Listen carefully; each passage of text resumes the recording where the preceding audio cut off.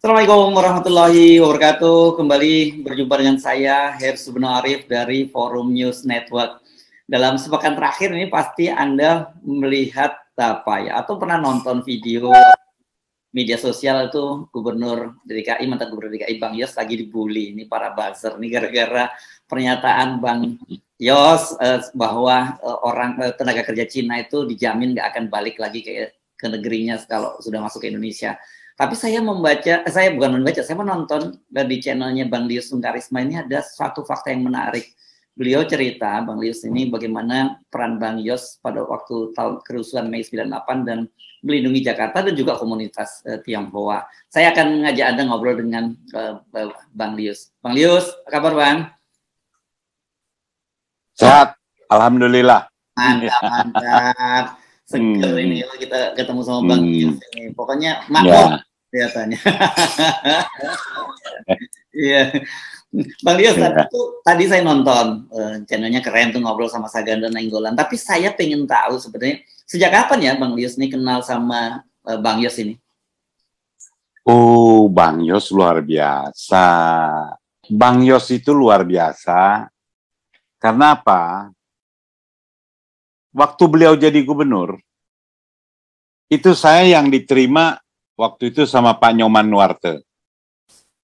Berapa banyak ormas mau ngadep Bang Yos, karena antri itu gubernur. Kita diterima, kita cerita tentang kerusuhan Mei, kita mau bikin monumen peringatan kerusuhan Mei. Jadi itu bukan untuk kita ingat-ingat, tapi untuk kita kenang supaya jangan ada terjadi lagi. Kenapa saya datang ke Bang Yos? Karena saya tahu, ya Bang Yos termasuk yang super aktif. Keliling Jakarta, kantong-kantong orang Tionghoa disemangati, dibangkitkan kepercayaan dirinya. Jangan takut, Bang Yos akan ada, menyakiti rakyat, menyakiti gubernurnya. Itu di Pluit, dulu nggak boleh tuh, rumah-rumah dipakein pagar, pintu. Bang Yos lewat, boleh. Untuk menumbuhkan kepercayaan, walaupun itu sebetulnya melanggar kan, nggak boleh. Boleh. Jadi saya lihat dalam waktu singkat, Bang Yos mampu mengembalikan kepercayaan diri orang-orang Tionghoa yang saat itu terpukul. Benar-benar terpukul karena kita juga nggak nyangka. Saya waktu itu bendahara umum KNPI loh. Kaget setengah hidup. Kok bisa di Republik ini, ibu kota bisa kejadian kerusuhan seperti ini. Jadi ya Bang Yos banyak tahu. Tapi juga banyak yang belum beliau cerita. Tentang tuduhan-tuduhan ini, saya agak sakit hati gitu. Karena saya paling nggak suka gitu. Kalau orang nggak salah dituduh rasis. Apalagi orang ini nggak ada ciri-ciri rasisnya. Jadi kenal Bang Yos ya sejak dia jadi gubernur. Tapi setelah itu banyak temen yang bilang, Lius, Bang Yos sama Tenglang mah, Tenglang itu Tionghoa ya. Sama Tenglang mah hebat, dia setia kawan. Ada temen, itu digebukin babak belur sama preman, suruhan orang kuat di Indonesia. Bang Yos waktu Pangdam, dia bela tuh premannya, habis ditangkap di ampun-ampun. Nah, bosnya minta dilepas, Bang Yos tetap.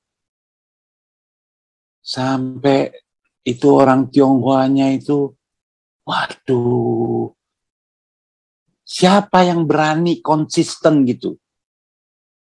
Jadi beliau kalau dituduh rasis, teman beliau itu kebanyakan orang Tionghoa. Bendahara partainya itu dulu, Cing-Cing itu, orang Tionghoa itu paling dipercaya. Iya. Jadi saya nggak suka gitu. Kok apalagi Charles Honoris. Dia sekarang anggota dewan yang terhormat. Beliau kaya raya, kita tahu kan. Udah kalau di Jakarta Barat itu terkenal lah. Berapa kelurahan dia perbaiki, ada tanda tangan honoris, Charles honoris. Saya bangga, tapi saya kaget. Begitu dia bikin statement, Bang Yos rasialis. Yailah, saya bilang, lu jangan gitu kali. Maksud saya jangan gitu, nggak boleh. Jangan kata Charles honoris ya, yang anak muda ya. Saya aja yang sebegini, respect sama Bang Yos apa? Dulu kita mana mikirin negeri, kita cuan terus, dagang, cari untung. Bang Yos sudah perang, udah ke tim-tim, udah ke daerah-daerah yang gawat lah. Saya sempat diajak keliling di museumnya itu. Kaget saya, ternyata ini Bang Yos. Iya, jadi maksud saya yang begini. Sekarang mungkin ente lebih hebat. Lebih kaya, lagi berkuasa, dekat sama presiden, partainya juga besar. Tapi jangan ngatain Bang Yos. Itu kualat lu, nggak boleh. Nyatanya nggak gitu. Saya perhatiin Bang Yos punya pidato. Yang Bang Yos masuk itu kan, yang dimaksud itu TKA asing dari Tiongkok yang datang. Itu bukan Bang Yos aja yang prihatin, saya juga prihatin. Di Glodok ini kok jadi banyak yang dagang-dagang beginian. Di apartemen-apartemen itu. Ya maksud saya, yang begini-gini, dagang gini, pemerintah ini mesti dorong warga kita dong yang bergerak. Jangan, aduh, nanti dibilang kita nggak suka sama Jokowi lagi. Ini bukan nggak suka, ini kasih saran. Ojo ngono, atur. Peringatan Bang Yos itu karena beliau kan orang intelijen. Beliau ini nasionalis sejati. Instingnya tajam. Jadi jangan buru-buru dibilang rasis. Terus ada yang bilang, Yus, kali si Charles sakit hati. Dia punya paman itu ditangkap. Bang Yos ya waktu itu ya. Bang Yos yang tangkap. Ya. Saya sama Pak Samadikun, saya juga baik. Pak Samadikun juga baik sama saya. Dialog sama saya. Nah, saya bilang, ya ambil hikmahnya dong. Kalau bukan Bang Yos yang nangkep, hari ini Samadikun masih buron. Jadi mesti ada ambil hikmahnya lah. Terimalah, itu bagian dari karma dia yang dia harus terima. Tapi sekarang kan enak. Udah bebas, nggak bisa orang utik-utik lagi. Dan terang-terang loh, saya sih anggap Bang Yos sih baik juga tuh. Hah? Pulangnya naik private jet. Turunnya, disambut Jaksa Agung. Itu buat saya, waduh ini si Bang Yos betul-betul. Coba Liusung Karisma waktu ditangkapnya. Begini. Tapi nggak apa-apa. Kalau menurut saya itu bagian dari karma masing-masing. Nasib dia lebih bagus. Ketangkep pun pakai private jet. Nah, itu menurut saya. Saya lihat Charles honoris juga bukan sakit hati. Karena mungkin jam terbangnya masih kurang. Jangan sok dah dibilang dia udah pengalaman. Jangan. Karena tadi saya bilang kan. Bang Yos udah ikut bela negara perang di lapangan karena beliau tentara ya. Kita mah belum mikir. Baru sekarang ini orang Tionghoa direformasi dapat kesempatan. Pak Habibie bilang nggak ada lagi istilah pribumi dan non pribumi. Sampai terakhir tuh anggota DPR Komisi 3-nya itu Pak Murdayapo berjuang supaya presiden boleh, bukan Indonesia asli loh, istilahnya warga negara. Itu Murdaya-Po yang berjuang. Komisi 3, habis-habisan tuh beliau tuh. Setelah itu sukses, beliau jadi pengusaha lagi. Jadi perjuangan orang Tionghoa di Indonesia ini sudah maksimal dan bagus. Tapi jangan, aduh, sekarang baru berasa hebat punya kuasa, terus ngatain Bang Yos rasis.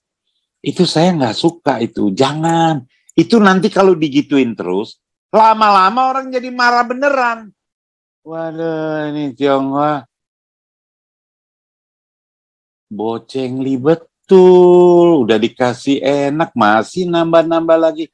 Ini yang saya jaga. Ya, ya. Apa tuh bocengli itu apa tuh, Bang? Nggak tahu aturan. Oh, oke. Iya kan, orang Tionghoa paling menghargai jasa para pendahulu senior. Ditambah lagi Sis Grace Natali bikin podcast, minta Bang Yos minta maaf. Terbalik loh. Saya lihat ini yang muda-muda yang ngatain Bang Yos rasis harus cepet-cepet minta maaf. Saya yakin Bang Yos akan terima dengan lapang dada dan tangan terbuka. Kita sudahin pertikaian soal Bang Yos rasialis, ini rasialis. Nggak ada. Sama-sama kita bangun negeri ini. Pak Jokowi kan udah 2024, beliau udah tegas. Walaupun masih aja ada yang mau usaha supaya 3 periode. Ini nih. Stop. Sekarang kita coba cari ke depan nih siapa. Senior-senior seperti Bang Yos dilibatkan untuk berembuk. Bagaimana kita bersatu bikin the dream team buat mimpin Indonesia 2024. Jangan lagi berantem. Ujungnya damai. Bergabung juga, gabungnya cuma setengah. Bawahnya nggak ada. Bawahnya nggak dirangkul. Kita masih terus berantem. Kan ini yang kejadian sekarang kan? Iya. Kadrun. Dulu cebong, kampret. Ya. Sekarang tambah lagi kadrun. Ya. Aduh, masa kita mau begini? Jadi balik ke Bang Yos punya warning itu, ya, harus menjadi catatan kita dan kita harus waspada, bukan bilang nggak ada.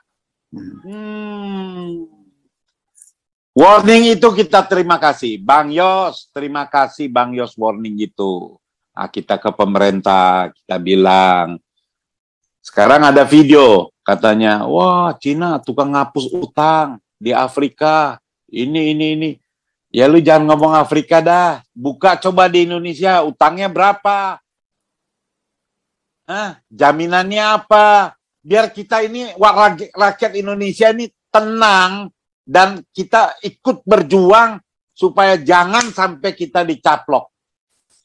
Saya lihat aneh memang. Jadi Bang Yos ini diserang habis-habisan, dibully habis-habisan.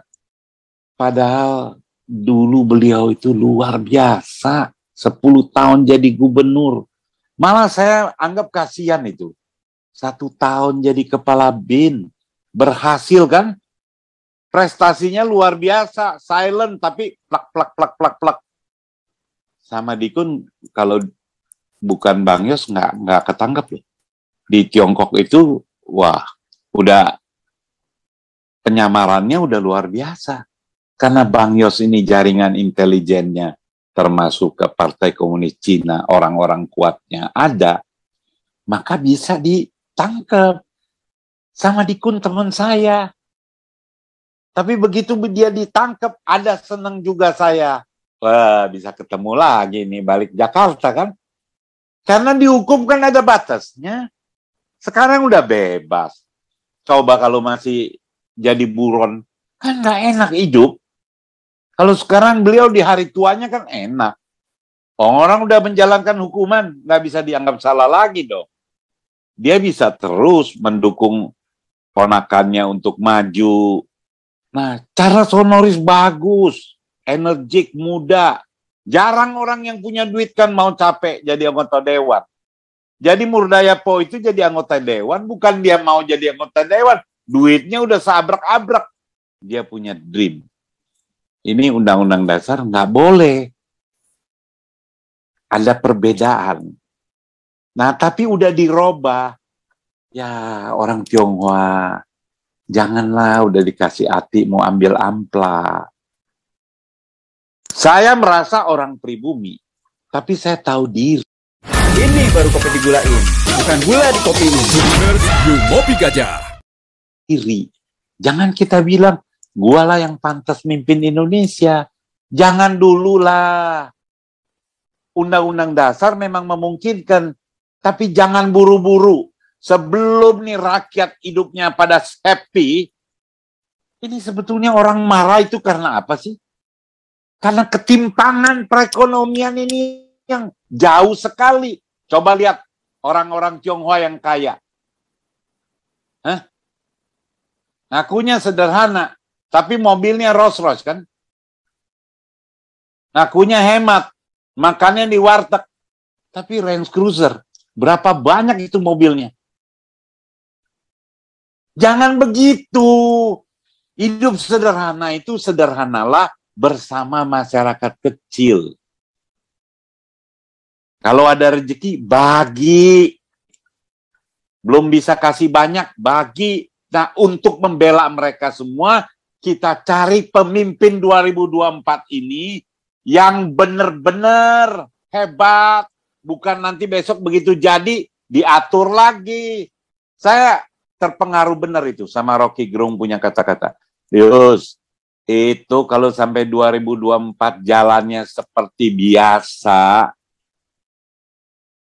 oligarkinya makin kuat, cengkremannya makin tajam.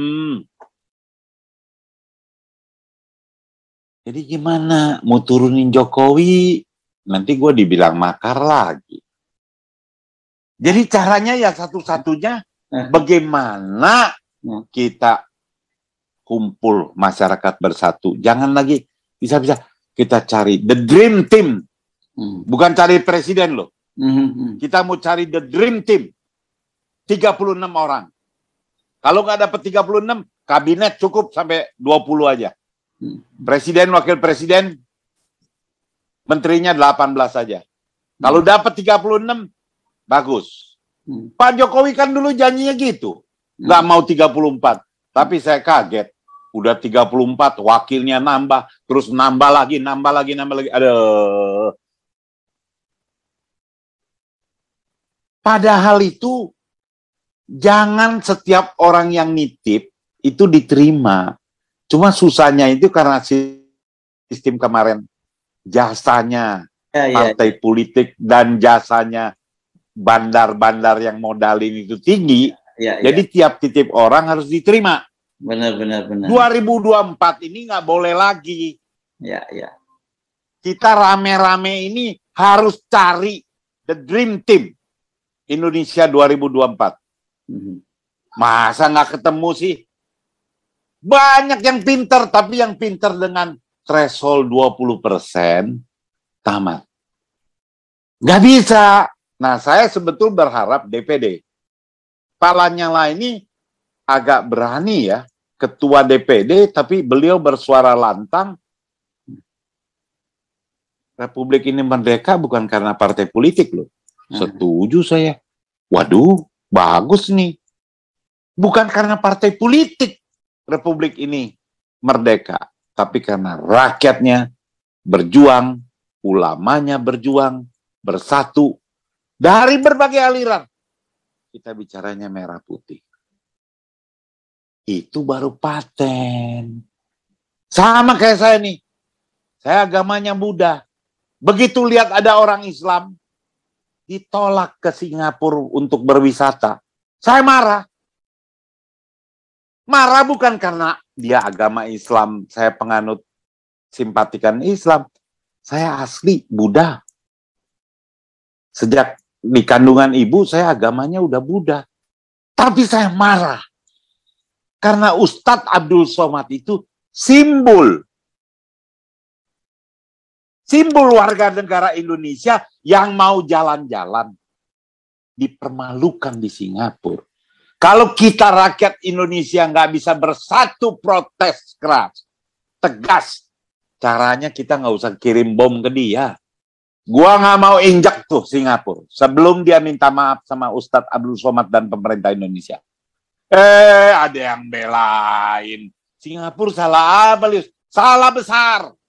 Karena Ustadz Abdul Somad itu bukan datang ke sana mau ceramah. Kalau mau ceramah itu hak lo negara Singapura. Saya bilang Lee Kuan Yew, Lee Hsien Loong, saya Lee Hsien Loong. Tapi saya pilih bela Abdul Somad. Kenapa? Dia simbol merah putih. Sama Bang Yos kasih warning tentang Tiongkok, bahayanya pekerja Tiongkok. Itu simbol. Bang Yos bukan sembarang, ini simbol intelijen, orang intelijen. Simbol orang-orang nasionalis yang punya kekhawatiran. Kalau yang lain-lain mungkin masih pikirnya dagang.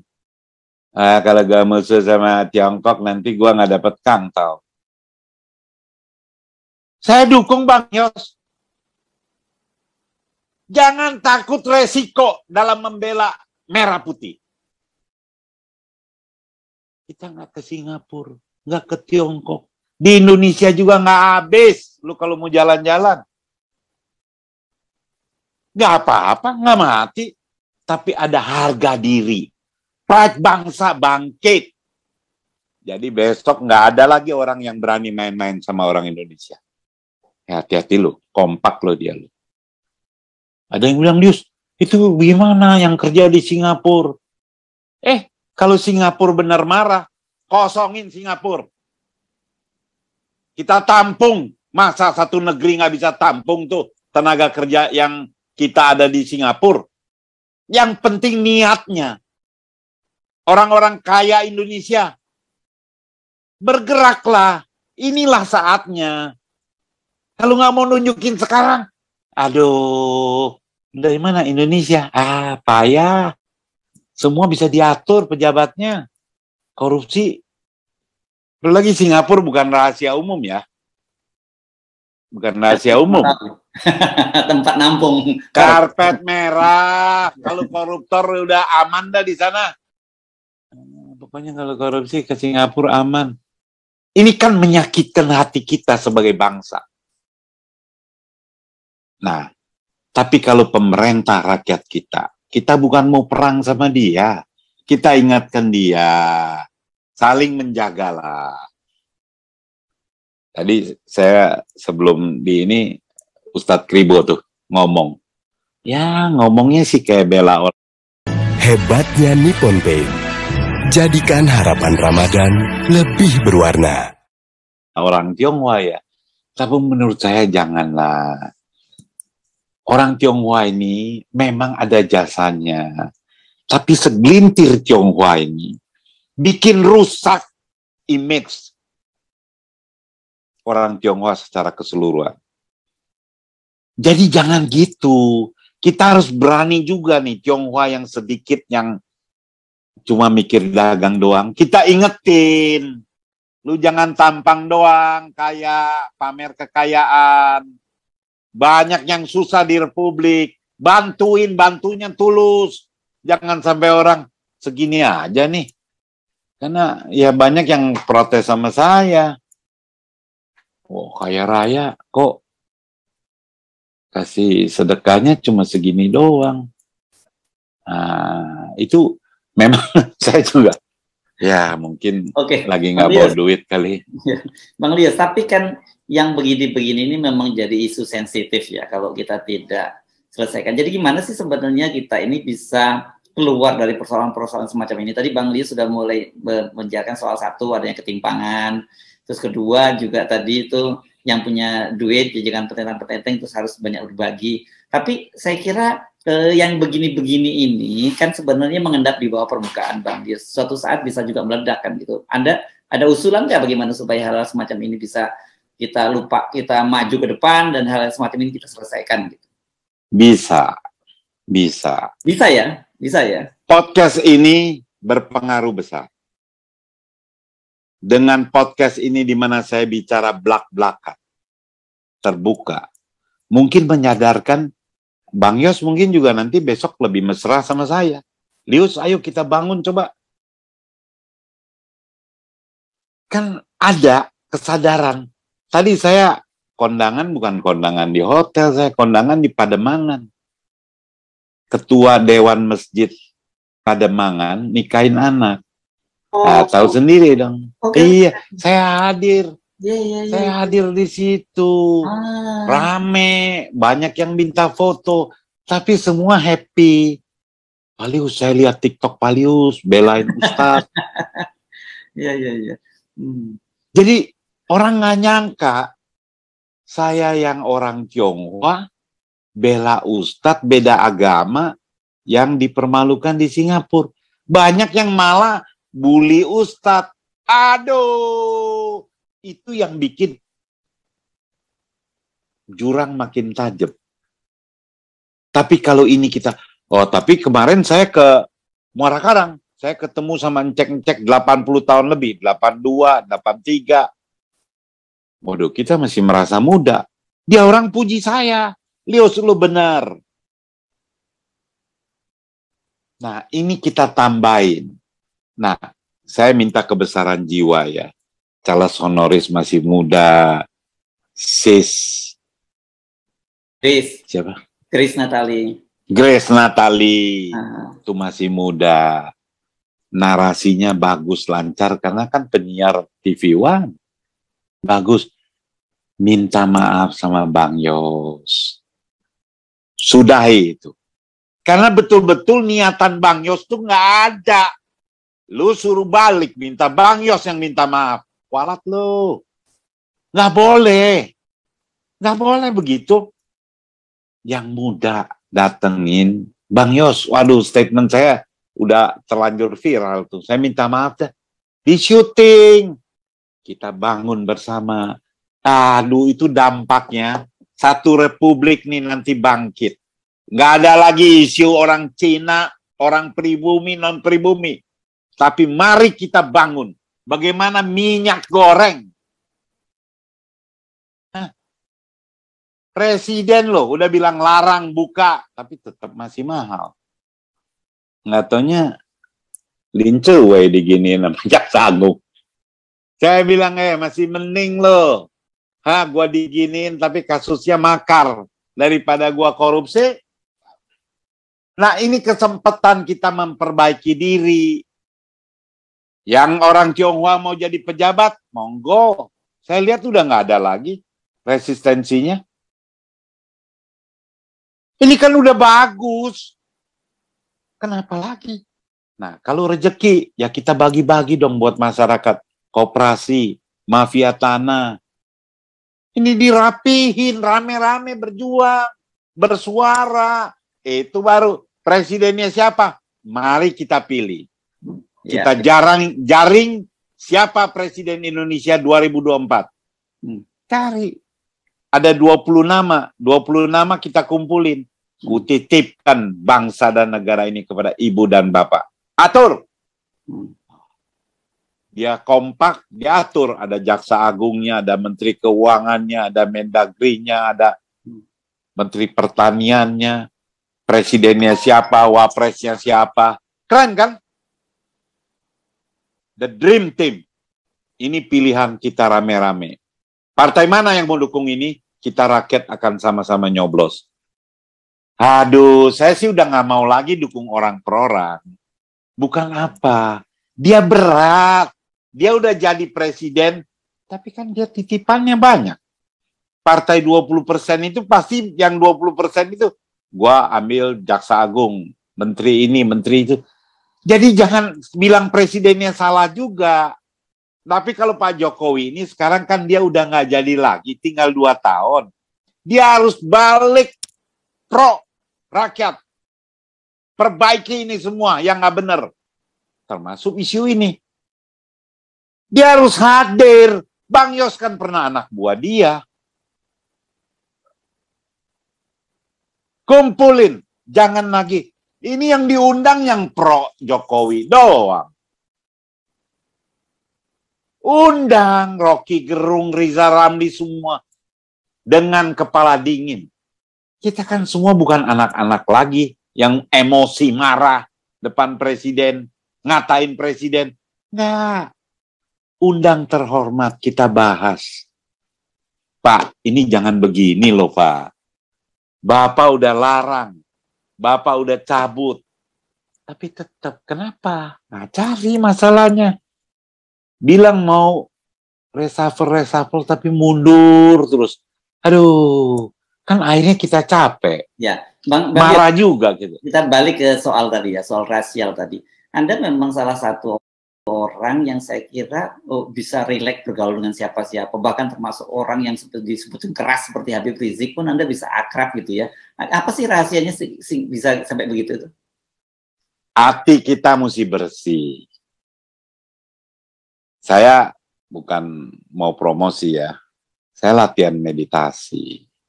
Meditasi saya itu hati mesti bersih. Jangan jahatin orang. Pikiran mesti baik dan tambahlah kebajikan. Saya tambah kebajikan, ya kalau bisa sumbang. Kemarin Ramadan kita bagi-bagi terus, sekuat-kuatnya. Tapi yang lebih bagus itu, kalau ada kezoliman, kita bersuara, jangan kita diem. Tapi bersuaranya, hati kita bersih. Ini sekarang ya, banyak orang bersuara, ada maunya. Khususnya di DKI ini. Saya tuh suka bingung tuh. Ngantemin Anies Baswedan terus. Padahal dulu dia baik sama Anies. Tapi karena kiblatnya udah lain, ada sponsornya, hantemin Anies terus. Saya bilang, lu kayak nggak ada isu lain. Isu minyak goreng lu nggak ngomong. Anies terus lu tiap statement. Sayang kan ilmu lu, masa ya cuma kritik Anies terus? Udahlah, Anies lu lepasin biar dia fight. Jangan lu ganjel-ganjel, nggak sehat. Lu tahu nggak lu ganjel makin hebat dia. Tapi nggak sehatnya ya, saya bukan takut Anies diserang. Saya cuma takut, ini efeknya kan masyarakat jadi terbelah. Pendukung Anies jadi marah. Apa yang begini yang mau kita pelihara? Mesti semua kita lepas. Ayo dong. Lu fight, lu mau jadi presiden, coba lu promote. Rakyat mau nggak sama lu? Masuk nggak dia 20 besar? Jangan-jangan dia di 30 nggak masuk. Kalau masuk di 20 besar, musyawarah dong. Ingat loh. Orang mau jadi presiden itu mesti punya ketulusan, kebersihan hati, bukan karena jabatan, tapi memang mau memperbaiki nasib rakyat. Kalau nggak jadi presiden pun, jadi menteri juga udah alhamdulillah kan. Dia bisa ikut memperbaiki nasib rakyat. Jadi ngotot, gua harus presiden. Kalau nggak presiden, negeri ini nggak bisa maju. Jangan dipilih kalau yang begitu.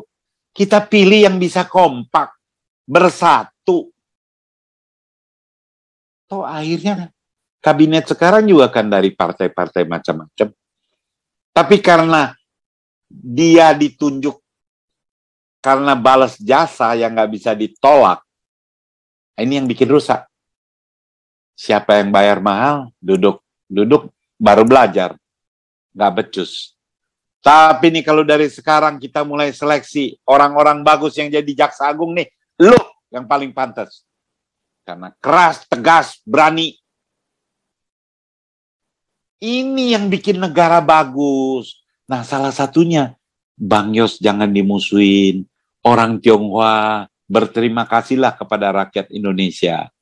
Kalau orang Indonesia rasis, ada Islam teroris, Glodok nggak aman, Gajah Mada yang Muruk tuh tokoh kebanyakan orang Tionghoa, udah habis dibakar, dibom. Itu yang dari Krukut keluar baik. Dulu kerusuhan Mei juga dia orang yang tulungin. Ada orang yang sengaja mau menciptakan. Itu udah. Itu perlu kita kenang, tapi nggak usah kita ungkit-ungkit lagi lah. Ke depan jangan ada lagi dengan cara orang Tionghoa semua mengabdi buat merah putih. Kalau ada yang menghina merah putih, ya, itu baru paten. Itulah yang menyebabkan saya bisa diterima di mana aja. Mantap ini Bang Lius, saya kira clear ya kesaksian Bang Lius tentang siapa Bang Yos dan juga bagaimana kita ke depan menatap sebagai bagian dari sesama anak bangsa gitu ya Bang. Ya. Terima kasih banyak Bang Lius, selalu. Saya terima kasih. Mencerahkan ya. Sering-sering ngundang kalau ada yang mantap Bang Lius ya. Terima kasih. Makasih ya. Baik, kasih. Ya, demikian tadi wawancara saya dengan tokoh Tionghoa. Ini bukan hanya sekarang jadi tokoh, sejak muda beliau ini aktif dalam kegiatan mahasiswa Buddhis, terus juga di KNPI. Saya Subno Arif, terima kasih atas perhatian Anda. Sampai jumpa lagi. Assalamualaikum warahmatullahi wabarakatuh.